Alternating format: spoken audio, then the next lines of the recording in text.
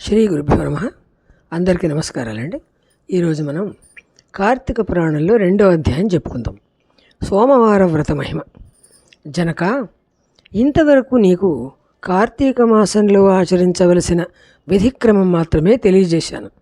కార్తీక మాసంలో సోమవార వ్రతానికి ప్రత్యేక ప్రాముఖ్యం ఉంది కనుక సోమవార వ్రత విధానం, దాని మహిమ, వీటిని గురించి వివరిస్తాను. సావధానుడివై ఆలకించు. కార్తీక మాసంలో సోమవారం శివుడికి అత్యంత ప్రీతికరమైన రోజు.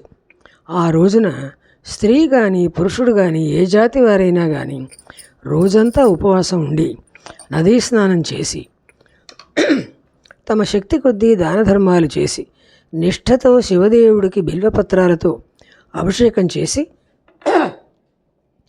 సాయంత్రం నక్షత్ర దర్శనం చేసిన తర్వాత భోజనం చేయాలి. ఈ విధంగా నిష్ఠతో ఉండి ఆ రాత్రి అంతా కూడా జాగరణ చేసి పురాణ పఠనం చేసి తెల్లవారిన తర్వాత నదికి వెళ్ళి స్నానం చేయాలి. తిలదానం చేసి తమ శక్తి కొద్దీ పేదలకు అన్నదానం చేయాలి. అట్లా చేయలేని వాళ్ళు కనీసం 3 బ్రాహ్మణులకైనా తృప్తిగా భోజనం పెట్టి తాము కూడా తినాలి. ఉండగలిగిన వాళ్ళు సోమవారం నాడు 2 పూటలా భోజనం కానీ ఏ విధమైన ఫలహారం కానీ తీసుకోకుండా ఉండడం చాలా మంచిది. ఇట్లా కార్తీక మాసంలో వచ్చే సోమవార వ్రతాన్ని చేసినట్లయితే పరమేశ్వరుడు కైలాస ప్రాప్తి కలిగించి శివసన్నిధికి చేరుస్తాడు. భర్త లేని వితంతువు సోమవార వ్రతాన్ని ఆచరించి శివపూజ చేసినట్లయితే ఆమెకు కైలాస ప్రాప్తి, విష్ణు పూజ చేసినట్లయితే వైకుంఠ ప్రాప్తి కలుగుతాయి. దీనికి ఉదాహరణగా ఒక కథ ఉన్నది, దాన్ని నీకు తెలియపరుస్తాను, శ్రద్ధగా విను. పూర్వం కాశ్మీర దేశంలో ఒక బ్రాహ్మణుడు ఉండేవాడు.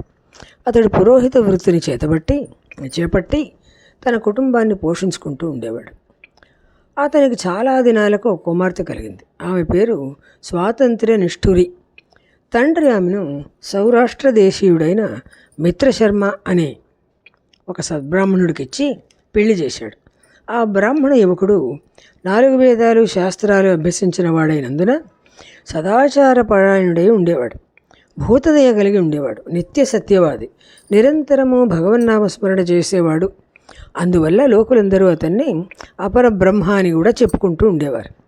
ఇటువంటి ఉత్తమ పురుషు భార్య అయిన నిష్ఠురి యౌవన గర్వంతో కన్ను మిన్ను కానకుండా పెద్దలను దూషిస్తూ అత్తమామలను భర్తను తిడుతూ కొడుతూ రక్కుతూ పరపురుష సాంగత్యం పొంది వ్యభిచారిణి అయి తన ప్రియులు తెచ్చిన తినుబండారాలు, బట్టలు, పువ్వులు ధరిస్తూ తిరుగుతూ దుష్టురాలై ఉన్నది. వంశానికి అప్రతిష్ఠ తెస్తూ ఉన్నది. అత్తమామలు ఆమెను తమ ఇంటిలో నుంచి వెళ్ళగొట్టారు కానీ శాంతస్వరూపుడైన ఆమె భర్తకు మాత్రం ఆమె పట్ల ఎందుకో అభిమానం ఉండేది. అందుచేత ఆమె ఎటువంటి నీచ కార్యాలు చేసినా సహించి చీపు అనకుండా విడువక ఆమెతోటే కాపురం చేస్తున్నాడు. కానీ చుట్టుపక్కల వాళ్ళందరూ నిష్ఠురి గయ్యాళితనాన్ని ఏవగించుకుని ఆమెకు కర్కశ అని ఎగతాళిగా పేరు పెట్టడం వల్ల అది మొదలు అందరూ ఆమెను కర్కశ అనే పిలుస్తూ ఉండేవారు. ఇట్లా కొంతకాలం జరిగిన తర్వాత ఆ కర్కశ ఒకనాటి రాత్రి తన భర్త గాఢ నిద్రలో ఉన్న సమయం చూసి మెల్లగా లేచి తాళి కట్టిన భర్త అనే విచక్షణ కానీ దయాదాక్షిణ్యాలు కానీ లేకుండా ఒక బండరాయి తెచ్చి అతని తల మీద గట్టిగా కొట్టింది. వెంటనే అతడు మరణించాడు. ఆ మృతదేహాన్ని ఎవరి సహాయం లేకుండానే అతి రహస్యంగా దొడ్డిదారిన తీసుకుపోయి ఊరి చివర ఉన్న పాడునీతిలో పడేసి పైన చెత్తా చెదారాలతో నింపి ఏమీ ఎరుగని దానిలాగా ఇంటికి వచ్చింది. ఇది తనకు ఏ ఆటంకాలు లేవని ఇంకా విచ్చలవిడిగా తిరుగుతూ తన సౌందర్యం చూసి పడిపోయిన ఎందరినో వశపరుచుకొని వాళ్ల వ్రతాలను పాడు చేసి నానాజాతి పురుషులతోనూ తిరుగుతూ వర్ణశంకరురాలయ్యింది. అంతేకాకుండా పడుచు కన్యలను, భర్తలతో కాపురం చేస్తున్న పడుచులను తన మాటలతో చేరదీసి వాళ్లకు కూడా దుర్బుద్ధులు నేర్పి పాడు చేసి వీటిలకు తార్చి ధనార్జన కూడా చేయడం ప్రారంభించింది. జనకరాజా, యౌవన బింకం ఎంతో కాలం ఉండదు కదా, కాలం ఒక్క రీతిగా నడవదు. క్రమక్రమంగా ఆమెలో యవ్వనం నశించింది. శరీరంలో మేహము, వ్రణము బయలుదేరాయి. ఆ వ్రణాల నుండి చీము, రక్తం, రసి కారడం కూడా ప్రారంభమైంది. దానికి తోడు శరీరమంతా కుష్ఠవ్యాధి బయలుదేరి దుర్గంధం బయటపడుతూ ఉంది. దినదినము శరీర పటుత్వం తగ్గిపోయి కురూపి అయింది. భయంకర రోగాలతో ఆమె బాధపడుతూ ఉంది. ఆమె యౌవనంలో ఉండగా ఎన్నో విధాల సంతృప్తి కలిగించిన విటులు ఏ ఒక్కరూ ఇప్పుడు ఆమెను తొంగి కూడా చూడడం లేదు. ఆ పరిసర ప్రాంతానికే వెళ్ళినట్లయితే తమను ఎట్లాగైనా పలకరిస్తుందని ఆ వీధికైనా రాకుండా ఉన్నారు. ఆ వీధి వైపు కనీసం చూడడం కూడా మానేశారు. కర్కశ ఇట్లా నరక బాధలు అనుభవిస్తూ పురుగులు పడి కొంతకాలానికి మరణించింది. బ్రతికినన్నాళ్ళు ఒక్కనాడైనా పురాణ శ్రవణమైనా చేయని పాపిష్ఠిది కదా. చనిపోయిన వెంటనే భయంకరులైన యమభటులు ఆమెను తీసుకుపోయి ప్రేతరాజు అయిన యమధర్మరాజు సన్నిధిలో ఉంచగా ఆయన చిత్రగుప్తుల వారి చేత ఆమె పాపపుణ్యాల జాబితా చూపించి, భటులారా, ఈమె పాప చరిత్ర ఇంత అంతా కాదు, వెంటనే ఈమెను తీసుకువెళ్ళి ఎర్రగా కాల్చిన ఇనుప స్తంభానికి కట్టబెట్టండి అని ఆజ్ఞాపించాడు. విటులతో సుఖాలు పొందినందుకు యమభటులు ఆమెను ఎర్రగా కాల్చిన ఇనుప స్తంభాన్ని కౌగిలించుకోమని చెప్పారు. భర్తను బండరాతితో కొట్టి చంపినందుకు ఇనుప గదలతో కొట్టారు. పతివ్రతలను విచారణలుగా మార్చినందుకు సలసల కాగిన నూనెలో పడేశారు. తల్లిదండ్రులకు అత్తమామలకు అపకీర్తి తెచ్చినందుకు సీసం కరిగించి నోట్లోనూ చెవుల్లోనూ పోసి ఇనుప కడ్డీలు కాల్చి వాతలు పెట్టారు. చివరికి కుంభీపాకం అనే నరకంలో పడేయగా అందులో ఇనుప ముక్కలున్న కాకులు, విషసర్పాలు, తేళ్లు, జర్రులు ఆమెను కుట్టాయి. ఆమె చేసిన పాపాలకు ఇటు 7 తరాల వాళ్ళు అటు 7 తరాల వాళ్ళు నరక బాధలు పడుతున్నారు. ఈ ప్రకారంగా నరక బాధలు అనుభవించి చివరికి కళింగ దేశంలో కుక్క జన్మమెత్తిందా కర్కశ. ఆకలి బాధపడలేక ఇల్లు తిరుగుతూ ఉండగా కర్రలతో కొట్టేవాళ్ళు కొడుతూ ఉన్నారు, తిట్టేవాళ్ళు తిడుతూ ఉన్నారు, తరిమేవాళ్ళు తరిమి పారేస్తూ ఉన్నారు. ఇట్లా ఉండగా ఒకనాడు ఒక శ్రోత్రియ బ్రాహ్మణుడు కార్తీక సోమవార వ్రతం ఆచరించి ఉపవాసం ఉండి సాయంకాలం నక్షత్ర దర్శనం చేసి బలి అన్నాన్ని అరుగు మీద పెట్టి కాళ్ళు చేతులు కడుక్కోవడానికి కోసం లోపలికి వెళ్ళాడు. ఆ సమయంలో ఈ కుక్కొచ్చి ఆ బలి అన్నాన్ని తిన్నది.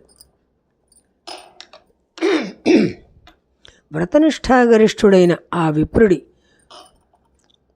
పూజా విధానం చేత జరిపించిన బలి అన్నం కావటం చేత ఆ రోజు కార్తీక మాసం సోమవారం అవటం వల్ల కుక్క ఆ రోజంతా ఉపవాసంతో ఉండడం వల్ల తిండి దొరక్క ఉపవాసంతో నకనకలాడిపోయింది ఆకలితో. అందువల్ల ఉపవాసం ఉంది. శివపూజ పవిత్ర స్థానమైన ఆ ఇంట్లో దొరికిన ప్రసాదం తినటం వల్ల ఆ శునకానికి జన్మాంతర జ్ఞానం కలిగింది. వెంటనే ఆ శునకం, విప్రకులోత్తమా, నన్ను కాపాడు అని మొరబెట్టుకున్నది. ఈ మాటలు బ్రాహ్మణుడు ఆలకించి బయటికి వచ్చి చూడగా కుక్క తప్ప ఇంకా ఎవరూ లేనందువల్ల మళ్ళీ లోపలికి వెళ్ళాడు. మళ్ళీ రక్షించని కేకలు వినబడ్డాయి. మళ్ళీ విప్రుడు బయటకు వచ్చి, ఎవరు నీవు, నీ కథ ఏమిటి అని ప్రశ్నిస్తే అప్పుడు ఆ కుక్క మనుష్య భాషలో మాట్లాడింది.